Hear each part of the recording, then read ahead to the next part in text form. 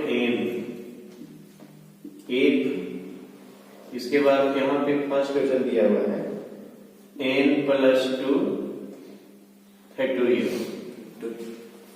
Equal to 60 into n minus 1 factorial. ठीक है, यहां से हम लोगों को n का वैल्यू फाइंड करना है। किसका वैल्यू फाइंड करना है? n का वैल्यू ना। तो यहाँ पे देखिएगा सॉल्यूशन में हम लोग क्या करते हैं, फैक्टोरियल का मतलब क्या बताया गया है? फैक्टोरियल का मतलब होता है जिसका फैक्टोरियल निकलता है ना, तो वहां से -1 सब्ट्रैक्ट होते जाता है ना हर एक स्टेप में, और कहां तक वो होता है? 1 तक।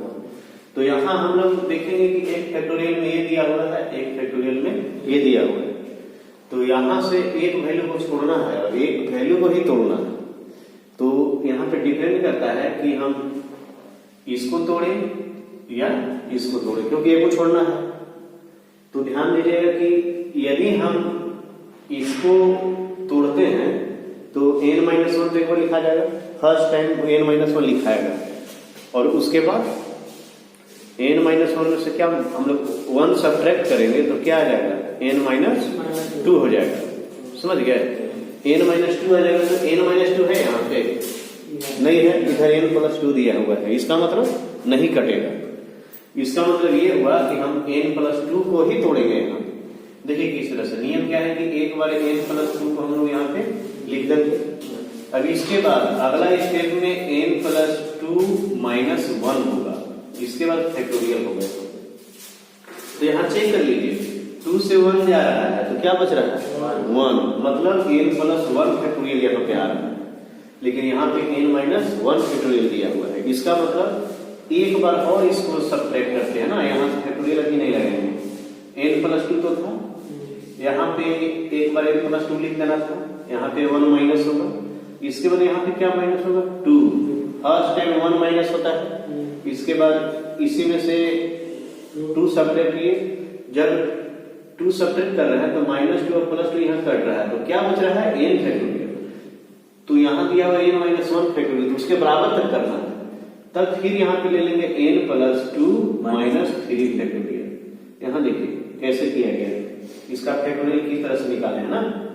यहाँ पे देखते रहना होगा, जब तक ये मैच नहीं कर जाता है तब तक इसको तोड़ना है।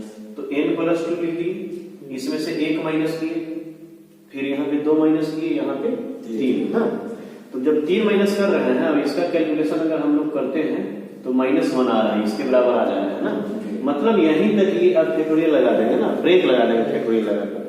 अब इसके बाद इस वैल्यू को यहाँ पे लिख दीजिए n-1 फैक्टोरियल। इसका मतलब हुआ कि इसको और इसको काट सकते हैं, क्योंकि n-1 ही है। जब ये कट गए तो यहाँ बच क्या जाएगा? वो ध्यान दीजिए n+2 और n+1, और यहाँ पे सिर्फ n बचेगा, ये भी यहाँ पे कटेगा और यहाँ पे 60 बचेगा। समझ गए?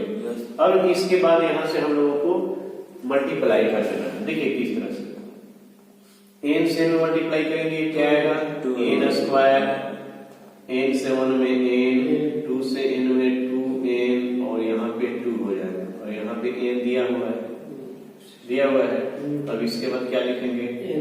n² प्लस 3n प्लस 2, यहाँ पे n दिया हुआ है। अब इसके बाद मल्टीप्लाई कर दीजिए, n से यहाँ पे n² n³ 3n² और 2n प्लस 60 आएगा तो -60।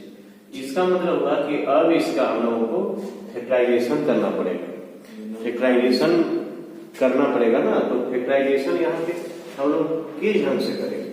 फैक्टराइजेशन करने के लिए यहाँ पे ये क्यूब में दिया हुआ है ना, तो एक मेथड बताते हैं ना, जो कि 9th क्लास में पढ़ना था। इसको किस ढंग से यहाँ पे इसका फैक्टराइजेशन होगा वो देखिए। क्वेश्चन थोड़ा लॉन्ग है, तो यहाँ पे देखिए सबसे पहले क्या करना है कि n का कोई ऐसा वैल्यू लीजिए खुद से ना, 1 से स्टार्ट करते हैं, 1 भी ले सकते हैं, -1 भी ले सकते हैं, 2 ले सकते हैं या -2 ले सकते हैं, और उस वैल्यू को यहाँ n के जगह पर रखना है इधर LHS साइड में, और देखना है कि 0 आ रहा है। ठीक है, तो कौन सा ऐसा वैल्यू है जिसको यदि हम लोग यहाँ पे रख देते हैं n के जगह पे, अब कैलकुलेशन करते हैं तो वो 0 आ जाएगा। ठीक है, वही उसका फैक्टर यहाँ पे हो जाएगा ना।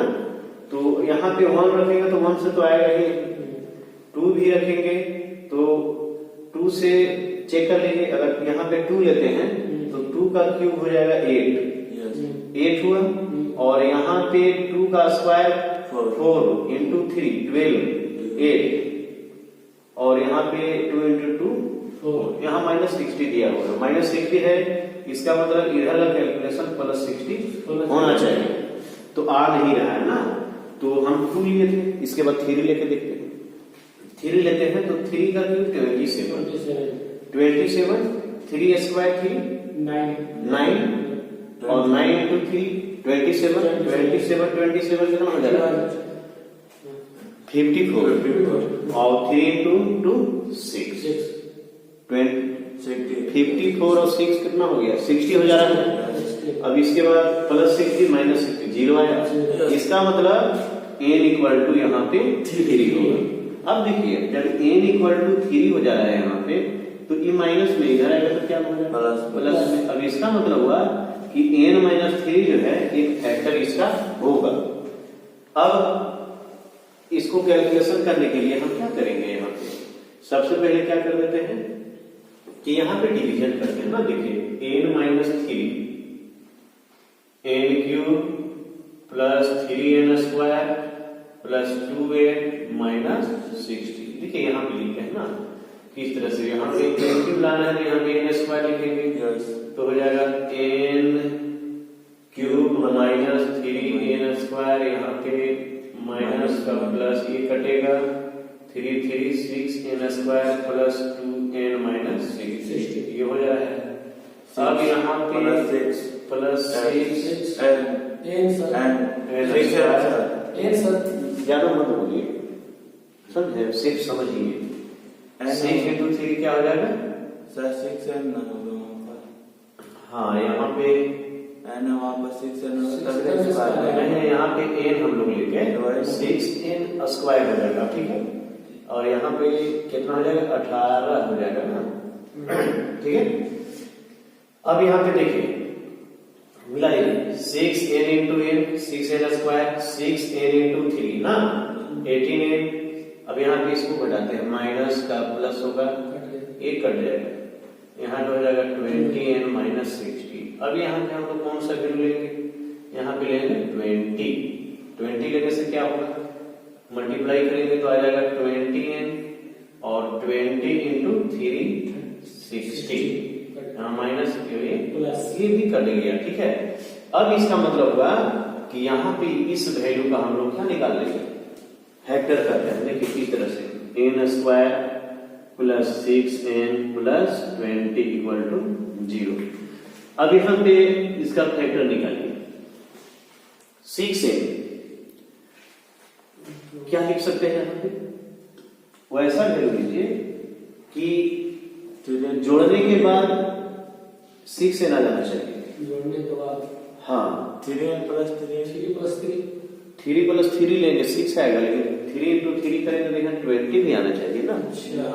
हाँ ये भी ध्यान देना है, ठीक है। तो कौन सा वैल्यू हो गया,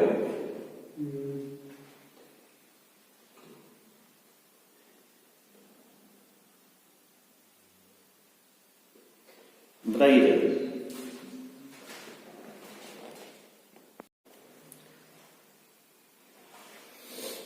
यहाँ पे तो ये इसको नहीं तोड़ा जा सकता है, ठीक है, तो हम लोग क्या करेंगे, इसको इस ढंग से लिख देते हैं ना,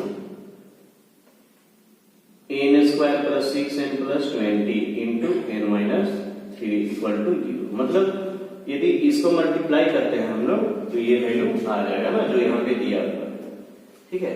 तब यहाँ से क्या करेंगे, n -3 इक्वल टू, ये यहाँ मल्टीप्लाई में ये 0 के नीचे चला जाएगा डिवाइड में, तो क्या आ जाएगा 0, और n इक्वल टू क्या हो जाएगा यहाँ पे 3, ठीक है। इस तरह से इनका वैल्यू फाइंड होगा, ठीक है, बता दिया। चलिए अब क्वेश्चन नंबर यहाँ पे जो 7 दिया हुआ है ना, इसमें सेकंड क्वेश्चन देखते हैं ना। जो 7 का हम लोग फर्स्ट सोल्व किए उसी टाइप का क्वेश्चन ये भी लगा है। देखिए इस टाइप के क्वेश्चन में देखना यही है ना कि फैक्टोरियल में ये भी दिया हुआ है n+2 फैक्टोरियल और यहाँ भी दिया हुआ है n फैक्टोरियल। तो इसमें नियम क्या है कि इक्वल में तो जानते हैं आप लोग कि कट जाता है इनटू में जो होता है सो। तो यहाँ पे एक n फैक्टोरियल है, एक क्या है n+2 फैक्टोरियल। तो करना क्या है कि एक वैल्यू को छोड़ना रहता है और एक वैल्यू को तोड़ना रहता है ना। तो सबसे पहले हमको यहाँ पे सही से चूज करना है कि किस वैल्यू को तोड़ दे और किस वैल्यू को छोड़ दे। तो देखिए कैसे चेकिंग करेंगे। यदि हम लोग इस वैल्यू को लेते हैं, ध्यान देंगे यहाँ पे, तो n एक बार लिख लेंगे और एक बार n से -1 करेंगे, फिर n-2 करेंगे, तो क्या कभी आएगा? नहीं आ सकता है। नहीं आएगा तो कटेगा ही नहीं, जब कटेगा ही नहीं तो कभी सोल्व ही नहीं हो सकता है। तो हम क्या करेंगे यहाँ पे n+2 फैक्टोरियल को ही तोड़ेंगे ना। n+2 एक बार लिख देना है, एक बार n+2 से क्या घटाने के लिए बोले तो 1, इस बार n+2 से क्या घटेगा -2। तो यहाँ से हम लोग रुक जाएंगे। देखिए अब यहीं तक रुकना है हम लोग को, क्यों? क्योंकि +2 -2 कट रहा है, यहाँ पे कट रहा है तो क्या बच रहा है n फैक्टोरियल, इसके इक्वल टू में आ जा रहा है ना। इसका मतलब यहीं तक ब्रेक लगाएंगे हम लोग। यहाँ पे देखते ही रहना है कि कब ये वैल्यू प्राप्त हो जाए। तो यहाँ से आ जा रहा है, इसका मतलब यहीं तक रहेगा ना। हाँ, यहाँ पे n फैक्टोरियल इसको काट दीजिए, ऐसे भी कटेगा क्योंकि +2 -2 कैंसिल है, यहाँ से n फैक्टोरियल कैंसिल हो गया। अब यहाँ पे क्या बच गया? अब यहाँ बच जा रहा है n+2 n+1 और इक्वल टू ये हो जाएगा। ठीक है, अब ये हो जा रहा है तो यहाँ पे क्या लिख सकते हैं? मल्टीप्लाई करेंगे n² n+2n और +2, ये हो जाएगा। अब इसके बाद यहाँ पे क्या लिखेंगे हम लोग? यहाँ पे लिखते हैं n² 3n +2, इसको इधर लाते हैं तो क्या बन जाएगा? माइनस में बराबर 0, n² 3n -48 हो जाएगा ना। 2 को यहाँ पे घटा दिया गया है। अब इसका फैक्टराइजेशन करना है ना। तो फैक्टराइजेशन डायरेक्ट तो तोड़ना आसान नहीं है, इसलिए हम लोग वो रूल से तोड़ेगा ना जो मैट्रिक में आप लोग पढ़े होंगे, क्वाड्रेटिक इक्वेशन। ठीक है, तो उसके अनुसार यहाँ पे a का वैल्यू क्या होगा? 1 है, 1। b का वैल्यू होगा 3n, c का 3n नहीं सिर्फ 3, और c का वैल्यू हो जाएगा 25। ठीक है, अब देखिए यहाँ पे, अब यहाँ से हम लोग d का वैल्यू फाइंड करते हैं ना। d इक्वल टू, d का मतलब डिस्क्रिमिनांट v² -4ac। यहाँ से वैल्यू फाइंड करते हैं कि क्या आता है। d का वैल्यू यहाँ पे निकल जाएगा 3 का स्क्वायर -4 इंटू a का 1 और c का हो जाएगा माइनस। ठीक है, अब यहाँ पे हम लोग क्या करते हैं? यहाँ कैलकुलेशन कर दे रहे हैं ना। 3 स्क्वायर 9 माइनस माइनस प्लस हो जाएगा, 4 से मल्टीप्लाई कर लीजिए, 4 से 8 में मल्टीप्लाई करेंगे क्या है 32, 4 in 1 4 16 और 3 ऐड हो जाएगा ना 19 1 4 into 5 कीजिए 20 21 1 4 into 2 10 ऐड कर लीजिए यहाँ पे तो हो गया 1 0 2 ये आएगा ना। ठीक है, ये आएगा। ठीक है, अब यहाँ पे हम लोग क्या निकालते हैं? यहाँ पे वैल्यू फाइंड करने के लिए लिखेंगे n के रूप में दिया हुआ है ना। n इक्वल टू क्या हो जाएगा -b plus minus root b equal to 2a होता है। क्या होता है? ध्यान दीजिए यहाँ पे ये जो d का वैल्यू निकला हुआ है ना, d का वैल्यू यहाँ पे निकला हुआ है क्या है 10 200। ये क्या है? d का वैल्यू जो है ना वो माइनस में नहीं होना चाहिए। अगर माइनस में आ जाएगा ये तो ये कौन सा वैल्यू हो जाता है? ये निगेटिव वैल्यू हो जाएगा। तो निगेटिव वैल्यू यदि रूट के अंदर आ जाए तो वो इमेजिनरी वैल्यू कहलाता है।